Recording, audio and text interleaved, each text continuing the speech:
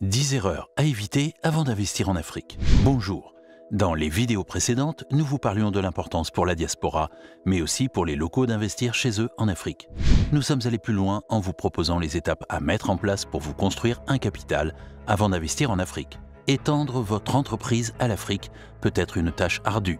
Si vous êtes longtemps resté en Occident ou si vous y êtes né, la peur de l'inconnu pousse de nombreuses personnes de la diaspora à hésiter encore à prendre ce risque. Bien que nous reconnaissions que démarrer une entreprise ou pénétrer de nouveaux marchés ne sont peut-être pas des idées novatrices, il est important de prendre du recul pour vous assurer de rester à l'écart de certaines des erreurs fondamentales que commettent de nombreuses personnes lorsqu'elles vont en Afrique.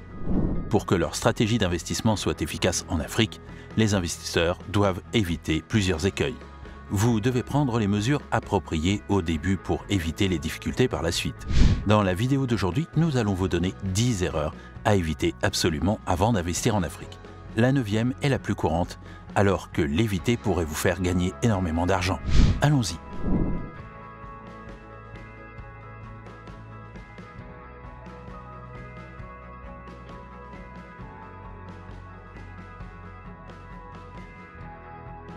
Numéro 1. Ne pas faire assez de recherche.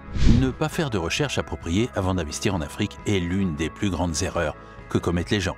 Vous devez avoir une stratégie en place avant d'entrer sur le marché africain. Comme nous l'avons dit dans une vidéo précédente, quand vous décidez d'aller investir en Afrique, n'y allez pas en terrain conquis. Vous devez faire une étude approfondie du marché local, de l'environnement politique et économique et les influences culturelles possibles sur les opérations commerciales. Vous devez vous rendre compte que le business en Afrique ne se fait pas comme en Occident. Pour trouver les perspectives d'investissement les plus prometteuses, les investisseurs doivent mener des études approfondies, la langue et la culture des affaires, la demande du marché pour vos articles, le prix de vos produits par rapport aux concurrents existants et la disponibilité de main-d'œuvre qualifiée sont tous des facteurs à prendre en compte. De plus, il vous aidera à vous concentrer sur vos efforts, agira comme point de contact pour votre équipe et fournira des repères pour analyser vos progrès sur le nouveau marché. Numéro 2. Négligez les risques politiques et économiques. Les troubles politiques représentent un risque important pour les investisseurs en Afrique, même si de nombreux pays deviennent de plus en plus stables politiquement. Les troubles politiques ont un long historique dans de nombreux pays africains, ce qui peut conduire à une instabilité et à une incertitude. Un changement d'administration provoqué par des troubles politiques peut avoir un impact significatif sur votre business. Par exemple, un nouveau gouvernement pourrait rendre les investisseurs étrangers ou de la diaspora moins bienvenus ou adopter des lois qui rendent plus difficiles les investissements et freiner la possibilité de faire des affaires dans le pays. En outre, les troubles politiques pourraient entraîner des ralentissements, ce qui représenterait un risque important pour vos investissements. Un autre risque important pour les investissements en Afrique est l'imprévisibilité économique. Les ressources naturelles, dont les prix peuvent fluctuer, sont une importante source de revenus pour de nombreux pays africains. Par exemple, les nations dépendantes des exportations de pétrole peuvent subir une importante perte de revenus si le prix du pétrole baisse. Ou encore, nous l'avons vu récemment avec par exemple le Bénin qui a interdit la négoce des noix d'acajou vers l'étranger. Cela est un coup dur pour ceux qui ne vivaient exclusivement que de ça. De plus, de nombreux pays africains ont des économies fragiles qui peuvent faire face à des chocs externes tels qu'une récession mondiale. En outre, les investisseurs doivent tenir compte des risques associés à la sélection de certaines industries. L'exploitation minière, par exemple, est un secteur économique important dans de nombreux pays africains, mais c'est aussi un secteur exposé aux menaces politiques et économiques. Les permis peuvent être difficiles à obtenir pour les sociétés minières et les prix des matières premières peuvent être instables au sein de l'industrie. Toutes ces données sont à prendre en compte quand vous allez en... Numéro 3. Ignorez les aspects culturels, le tribalisme. La diversité des cultures et des langues en Afrique est l'une des considérations les plus importantes que vous devez prendre en compte. Il y a plus de 3000 groupes ethniques différents en Afrique, chacune avec sa propre culture, sa langue et ses coutumes. Dans certains cas, par exemple, certaines personnes pourraient être réticentes à collaborer avec des gens qui parlent d'autres langues ou qui sont d'une autre ethnie rivale. C'est un peu triste à dire comme ça, mais ce sont des choses qui arrivent.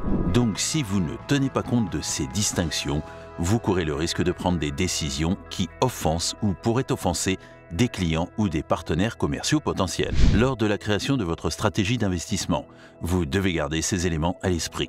Cela inclut la connaissance des traditions et coutumes régionales, ainsi que des attitudes et préférences des clients. La culture locale doit être bien comprise par les investisseurs et ils doivent travailler avec des partenaires locaux qui peuvent les aider à gérer les différences culturelles. Cela peut entraîner un changement dans les opérations et les tactiques de marketing pour mieux cibler les clients régionaux. Numéro 4. Dépendance excessive à l'égard du soutien gouvernemental. Un problème que de nombreux investisseurs rencontrent lorsqu'ils examinent les perspectives d'investissement en Afrique est la dépendance excessive qu'ils ont à l'égard de l'aide gouvernementale. Le soutien du gouvernement peut aider les investisseurs, mais trop compter sur lui peut créer de nombreux problèmes et dangers qui pourraient rendre votre investissement moins efficace. Trop compter sur le gouvernement peut conduire à un manque de diversité dans les portefeuilles d'investissement, ce qui est l'un des principaux inconvénients, quand on sait qu'à chaque changement de gouvernement, tout pourrait basculer dans le bon comme dans le mauvais sens. Il est donc utile de ne pas s'attacher à ce qu'un gouvernement pourrait vous apporter. Les investisseurs sont plus susceptibles d'investir dans des industries ou des secteurs que le gouvernement préfère s'il compte uniquement sur le soutien du gouvernement. Numéro 5. Sous-évaluer les partenariats locaux. Sous-estimer l'importance des partenariats locaux est une erreur courante pour les investisseurs lorsqu'ils pénètrent sur le marché africain. Ces alliances sont cruciales pour gérer la topographie complexe et diversifiée du continent et peuvent fournir une connaissance approfondie des traditions, des lois et des pratiques commerciales régionales. Les partenaires locaux peuvent donner aux investisseurs l'accès aux réseaux et ressources clés tout en les aidant à surmonter les obstacles bureaucratiques. Ils peuvent également fournir des conseils sur les spécificités culturelles et les préférences des clients, ce qui peut être crucial pour les entreprises qui tentent d'établir une présence importante sur un nouveau marché. En plus de ces avantages utiles, les partenariats locaux peuvent aider les investisseurs à renforcer leur crédibilité auprès de la population régionale. Ceci est particulièrement important en Afrique où la confiance est essentielle pour des relations commerciales fructueuses, car les relations sont souvent basées sur des relations personnelles. Les investisseurs peuvent montrer leur engagement envers la région en s'associant avec des entreprises ou des personnes locales, et ils peuvent établir des liens qui leur seront bénéfiques à long terme. Numéro 6. Minimiser l'importance des infrastructures. Toute décision d'investissement doit tenir compte des infrastructures. Les investisseurs qui ne comprennent pas la valeur des infrastructures en Afrique courent le risque de verser de l'argent dans des projets qui pourraient échouer. Les transports, les communications, l'approvisionnement en eau, l'énergie et les infrastructures sociales telles que les hôpitaux et les écoles ne sont que quelques exemples des structures et des services qui composent l'infrastructure. Le développement de ces institutions est crucial pour le progrès et la prospérité de la population, car elles constituent la base de l'économie de tout pays. Compte tenu du potentiel de croissance économique à travers le continent, l'investissement dans les infrastructures est essentiel. Le continent africain dispose d'abondantes ressources naturelles, qui comptent également une importante population jeune et une classe moyenne en pleine croissance. Ces éléments, associés à une infrastructure fiable, peuvent favoriser une atmosphère propice à la croissance économique. Numéro 7. Planification financière et ressources insuffisantes. La planification financière est l'un des facteurs les plus importants à prendre en compte lors d'un investissement en Afrique. Bien qu'il existe de nombreuses façons d'investir en Afrique, il est essentiel d'avoir une stratégie financière solide pour vous assurer que vous pouvez faire face aux risques ou aux échecs potentiels. Cependant, nous sommes conscients que la recherche d'une aide professionnelle peut coûter cher. Les entreprises qui prennent le temps de bien comprendre les réalités des marchés locaux obtiennent les meilleurs rendements de leurs projets d'entrée sur le marché. Il serait judicieux d'engager des spécialistes locaux qui peuvent vous guider dans l'environnement financier et commercial lors de votre entrée sur le marché africain de votre choix. Encore une fois, n'y allez pas en marché conquis. Entourez-vous de personnes qui sont sur le terrain. Penser qu'on connaît tout est une erreur fondamentale. Numéro 8. Fixer le mauvais prix. Évitez l'erreur de vous concentrer uniquement sur les prix des concurrents lors de la tarification. Il est important d'examiner soigneusement vos dépenses pour chacun de vos produits avant de choisir ce que vous voulez facturer. Si vous vendez un produit ou un service de qualité, vos clients n'hésiteront pas à y mettre le prix.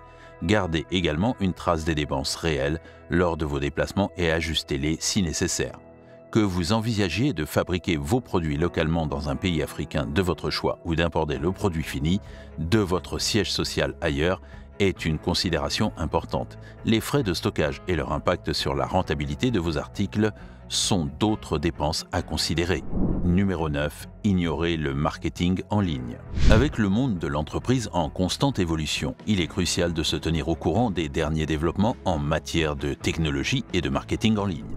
Les entreprises qui pénètrent sur de nouveaux marchés doivent réfléchir à la manière dont la technologie peut être utilisée pour améliorer la croissance, la notoriété de la marque, la fidélité, l'efficacité et la rentabilité afin d'assurer les meilleures chances de succès. Enfin, assurez-vous de réfléchir à la façon dont vous pouvez maximiser le potentiel et le marketing de votre entreprise sur Internet. Par exemple, le commerce en ligne devient de plus en plus populaire dans le monde entier, car il s'agit d'une approche simple et abordable pour cibler des groupes de marché spécifiques avec peu d'efforts. En faisant la promotion de vos articles sur un site e-commerce, via la publicité Facebook par exemple, vous allez pouvoir cibler les clients potentiels de votre entreprise qui sont présents sur les réseaux sociaux. C'est malheureusement une étape que beaucoup délaissent alors qu'elle pourrait vous permettre d'accroître votre chiffre d'affaires. Numéro 10. Abandonner trop tôt. Peu importe où dans le monde vous décidez de développer votre business, il y aura probablement des défis et des courbes d'apprentissage en cours de route. Entrer dans un nouveau marché avec des hauts et des bas exige de la persévérance et de la confiance en vos propres employés et prestataires de services. Certaines entreprises réussissent rapidement, tandis que d'autres ont besoin de plus de temps pour s'implanter. Si vous abandonnez trop tôt, vous risquez de perdre l'opportunité de celui qui dure un peu plus longtemps. Rappelez-vous que vous n'êtes qu'à un pas de votre vie de rêve. Voilà, c'est tout pour la vidéo d'aujourd'hui dans laquelle nous vous parlions des 10 erreurs à éviter avant d'investir en Afrique. N'oubliez pas de partager vos réflexions avec nous dans la section des commentaires ci-dessous. Regardez la vidéo qui s'affiche dans laquelle nous allons parler des 10 étapes à valider avant d'investir en Afrique. On se retrouve là-bas. Prenez soin de vous et à bientôt.